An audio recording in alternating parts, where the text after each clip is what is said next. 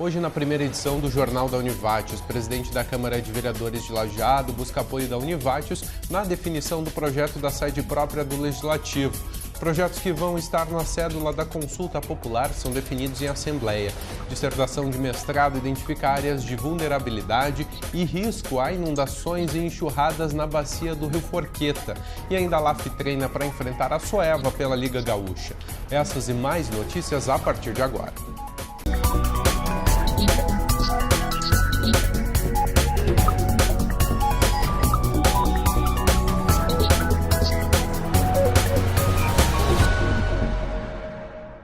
Olá, boa tarde.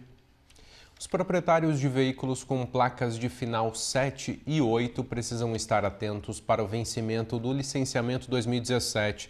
O documento 2018 passa a ser exigido para esses veículos a partir do dia 1º de julho. O proprietário deve quitar, além do IPVA, o seguro obrigatório, a taxa de expedição do documento e multas vencidas se houver. Embora o prazo para o pagamento do IPVA de todos os veículos tenha vencido no final de abril, a validade do licenciamento 2017 varia conforme o número final da placa. Para as placas de final 1, 2 e 3, o prazo terminou em 30 de abril. Para as placas de final 5 e 6, em 31 de maio. Já para as placas de final 9 e 0, o documento 2017 tem prazo até 31 de junho. A construção da sede própria da Câmara de Vereadores de Lajeado volta a ser discutida. O presidente da Casa, Éder Spor, do MDB, busca parceria com a Univates para a definição do projeto arquitetônico. Cabos expostos nas paredes e no teto, espaço improvisado para os gabinetes, documentação armazenada em local adaptado e materiais de limpeza em uma antiga câmara fria. Situação da Câmara de Vereadores de Lajeado. Nós temos hoje problemas de instalação elétrica, nós temos problemas aí de instalação hidráulica, nós temos aí problemas de ventilação nos banheiros, problema de ventilação nos gabinetes, que acho que a metade deles não tem nenhuma janela, por exemplo. A construção da nova sede volta a ser discutida. Dessa vez, a ideia é contar com o apoio da Univates para a definição do projeto. O Escritório Modelo de Arquitetura e Urbanismo fez um estudo das necessidades que devem ser sanadas em uma nova sede. A proposta contempla ainda um concurso envolvendo os alunos do curso de Arquitetura e Urbanismo para a criação do projeto arquitetônico. A gente, quando fala em obra pública, todo mundo fica com uma pulga atrás da orelha, vamos dizer assim. Então a gente pensou em chamar a Univates até para dar essa lisura, tentar trazer mais transparência. Univates, a gente convidou também, a gente está convidando para participar dessa construção, todas as entidades de classe de Lajeado. Mandamos convites também para o Ministério Público, inclusive. Então a gente quer com isso deixar, de certa forma, esse legado de transparência. Nós vamos mostrar aqui, na nossa cidade, que as coisas podem ser feitas de um jeito transparente. A proposta divide a estrutura da sede em 4 setores: recepção, plenário, gabinetes e serviço, numa área construída de aproximadamente 1.600 metros quadrados. Então a gente precisa de 21 gabinetes, a gente precisa um plenário, acredito que maior do que a gente tem hoje aqui. Hoje a gente conta com espaço para 90 pessoas. Em alguns eventos faltam assentos, então a gente está pensando aqui em criar um plenário com até 300 lugares, que também vai ser usado, a comunidade vai poder usar em alguma reunião de alguma entidade, por exemplo. O local escolhido para a construção deve ser o terreno da antiga Praça Mário Lampert, na Rua Júlio Mai, no centro de Lajeado. É questão de logística, né? Porque por ser perto da prefeitura. O custo da sede atual por ano, com aluguel e condomínio, passa de R$200 mil. Todo mundo sabe, todo mundo que tem uma casa aí que paga aluguel, que isso é um dinheiro que não volta nunca mais. Então, tu comprando, tu tendo teu espaço próprio, isso acaba sendo um investimento, né? Que é um dinheiro que tu deixa de pagar mensalmente. A comunidade de Lajeado vai poder desfrutar das atividades do Circuito Cultural da Modernização da Biblioteca Pública Municipal João Frederico Chan. Com recursos do Fundo de Apoio à Cultura da Secretaria de Cultura e Turismo do Estado, o objetivo da CECEL é colocar os projetos em prática até o fim do ano. Segundo o secretário da pasta, a administração aguarda a assinatura do convênio. A verba da biblioteca já está empenhada e os valores dos 2 projetos estão no fundo. A lista de classificados e excedentes do vestibular de inverno da Univates pode ser conferida no site univates.br/vestibular. As matrículas devem ser feitas quinta e sexta-feira no atendimento Univates. E a seguir, a Assembleia define os projetos que vão estar na cédula de votação da consulta popular.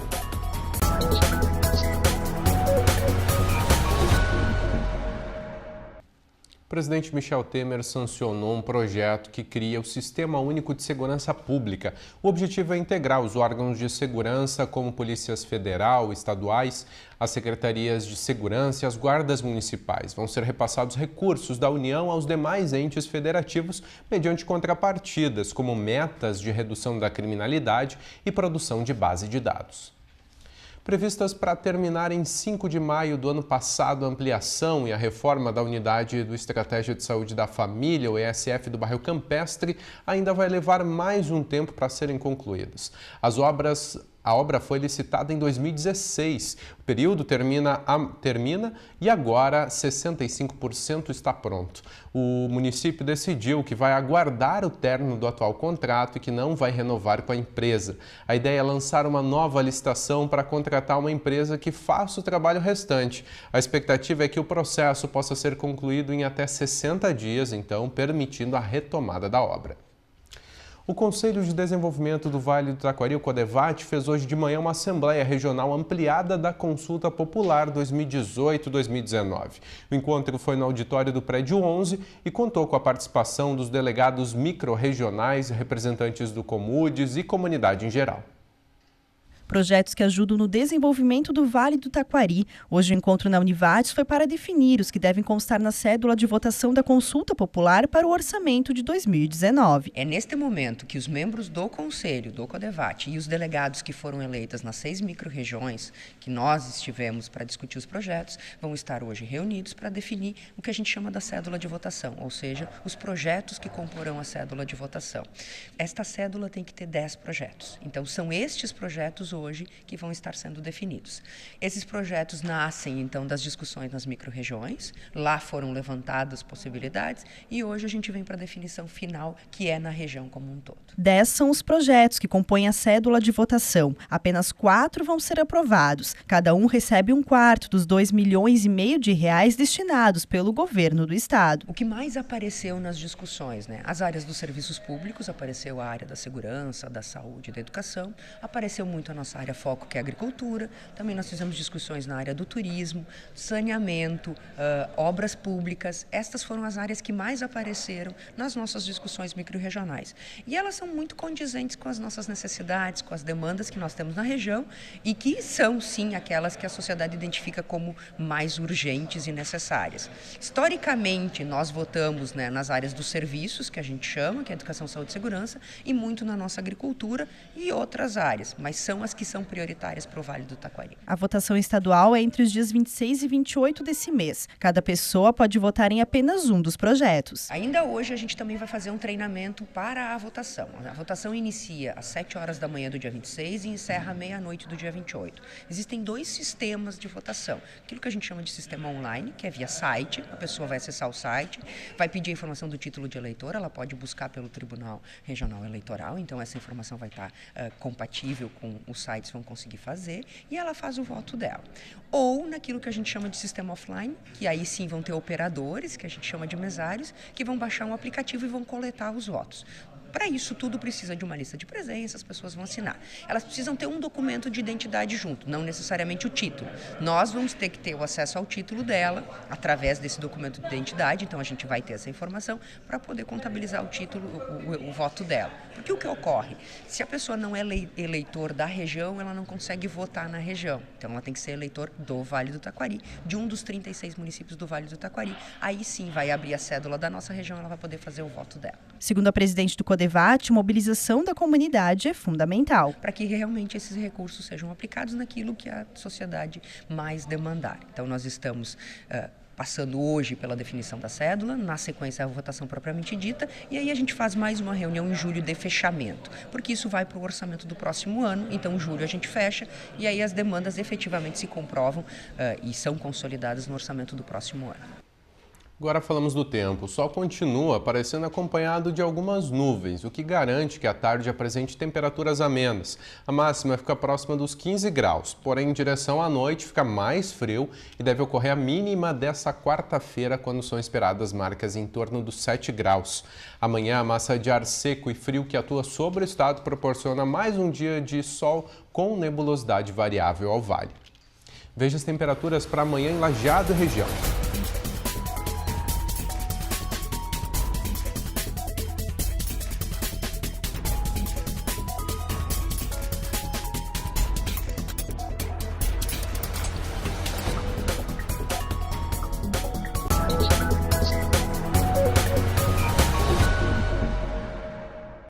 Terminam hoje as inscrições para o concurso público de Westfália. A vaga para o cargo de agente administrativo é imediata. A carga é de 40 horas semanais com salário de R$ 2.233, sendo exigida a escolaridade de ensino médio. A taxa de inscrição é de R$ 100. A data prevista para a aplicação da prova é 7 de julho, com local e horário a serem definidos e divulgados por edital no dia 28 de junho. As inscrições devem ser feitas no site unars.com.br. Dissertação de mestrado identifica áreas de vulnerabilidade e risco de inundações e enxurradas na bacia do Rio Forqueta. O trabalho auxilia moradores e o poder público a reconhecer essas áreas para evitar tragédias como a que aconteceu em 2010. Um estudo que começou em abril de 2016 para o trabalho de mestrado em Sistemas Ambientais Sustentáveis da Univates. Foram 2 anos de pesquisa sobre a vulnerabilidade e risco a inundações e enxurradas na bacia do Rio Forqueta. Um projeto que foi pensado em conjunto com o professor, com o coordenador, que faltava na região. Então, não se tinha nada até o momento, nenhum trabalho nesse sentido, por isso que principalmente surgiu para dar apoio, ou para conscientizar, ou para alertar as pessoas desse fato. A pesquisa foi feita baseada no desastre em Marques de Souza em 2010, quando uma enchente fez grandes estragos no município e também na região. Foram usados ou são atingidos através, conforme um mapa de suscetibilidade, 59 setores localizados em 11 municípios diferentes. Então, esses foram coletados dados, 16 variáveis de cada setor censitário foram coletados através dos dados do IBGE de 2010, né?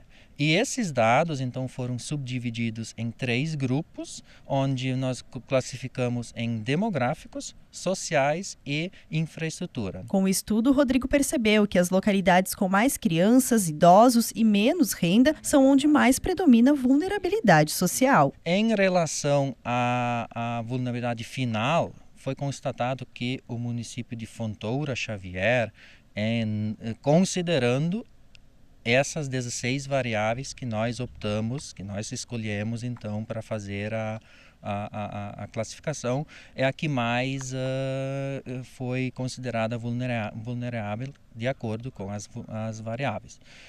Os centros, aglomerado central de Marques Souza, uma parte aqui de Lajeado, onde existe o aglomerado de pessoas, também ficou com uma vulnerabilidade bem alta. O trabalho vem para auxiliar os poderes públicos e a comunidade a evitarem novos desastres como o de 2010. E conseguir, ou pelo menos tentar colocar nas próximas pautas, né, para conseguir fazer um mapa de vulnerabilidade, avisar as pessoas, ou pelo menos para os poderes públicos conseguirem ter algum papel, algum mapa para poder se prevenir, né? Porque não tem como evitar os desastres, né? Tem como evitar, ou tem como prevenir as perdas, né?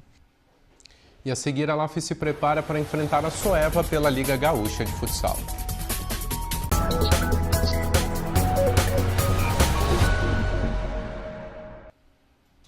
Arroio do Meio promove a segunda edição do Copa Aqui durante os Jogos do Brasil na Copa do Mundo da Rússia 2018. O evento de estreia vai ser em 17 de junho no jogo entre Brasil e Suíça. A partida vai ser exibida em telão a partir das 3 horas da tarde na Rua de Eventos, no centro da cidade.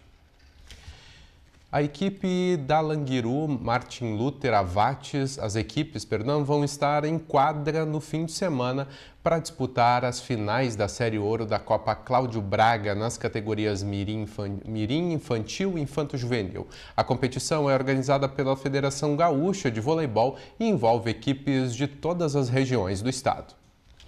A LAF venceu o Sobradinho por 3-2 fora de casa e ganhou do Bento Futsal por 4-0 no fim de semana. Agora o foco é a Soeva. A partida vai ser na próxima segunda-feira a partir das 8 horas da noite no Claudião. Depois de 2 vitórias consecutivas, o clima está tranquilo por aqui. A LAF agora se prepara para enfrentar a Soeva, que nesse ano ainda não desabrochou. Sempre teve uma rivalidade sadia dentro da quadra, mas sempre teve essa rivalidade, até por proximidade das duas cidades. Sabemos que a Soeva vem num crescente, né? Isso todos nós esperávamos, que a equipe da Soeva vinha num crescente. A nossa também está vindo nesse crescente, já de 2 vitórias seguidas. Vamos buscar, né? A nossa ideia é pontuar dentro de casa, fazer o máximo de pontos possíveis, tentar buscar os pontos, porque a gente sabe que depois vai ficar um pouquinho mais difícil, começa a funilar mais. Então a nossa vontade, a nossa ideia é sim buscar 3 pontos. Cara, é um jogo diferente, né, de todos os outros no campeonato, por ser um clássico, a proximidade, a rivalidade que tem entre as duas equipes. Apesar da Soeva não estar passando um grande momento na temporada, a gente sabe que ela tem um grande time, jogadores de seleção. Então é um jogo que vai nos exigir muita concentração, né, que vai ser decidido no detalhe, como todos os outros confrontos que já tivemos. Né? E a equipe que errar menos vai sair vitoriosa. Nesse momento, a equipe de Lajeado é 6ª colocada com 10 pontos. Venceu a Azif, o Sobradinho e o Bento Futsal. Empatou com a América de Itapera e perdeu para o Atlântico e a CBF. Se vencer na segunda-feira, pode chegar a 13 pontos e assumir o topo da competição, dependendo dos resultados paralelos. O líder para o 6º, 7º colocado é apenas 2 pontos, né? Então ainda ninguém conseguiu disparar, na verdade, ninguém conseguiu fazer pontos assim que abrisse uma vantagem muito grande. E acredito que vai ser a tônica do campeonato, né? A tônica do campeonato vai ser se perde e ganha, vai ser uma equipe perdendo, outra vencendo e vai ficar muito parelho, né? As equipes são muito parelhas, tirando essas 3 equipes da liga aí que a gente sabe que tem uma vantagem maior sobre as outras equipes, né? Uma estrutura em termos até de jogadores, de conseguir modificar formas de jogo. Para a equipe, as 2 últimas vitórias dão tranquilidade para seguir na competição. Nosso objetivo traçado foi cumprido, né? Nós queríamos esses 6 pontos, sabíamos da dificuldade que seria conquistá-los, mas a importância também que teria em questão de classificação, né? Hoje entramos na zona de classificação, abrimos uma distância bem grande dos que estão fora dela e inclusive dos que estão na zona de rebaixamento, que sabemos que o nosso primeiro objetivo é sair desse problema, dessa zona de rebaixamento e depois buscar algo maior, né? Voos maiores. E a equipe conquistou 6 pontos 3 em Sobradinho, 3 pontos em casa e agora vamos para o clássico e esses 3 pontos com certeza vão nos levar à liderança ou quase ela. E mais notícias às 6h30 da noite no Jornal da Univate, segunda edição. Obrigado pela companhia e tenha uma boa tarde.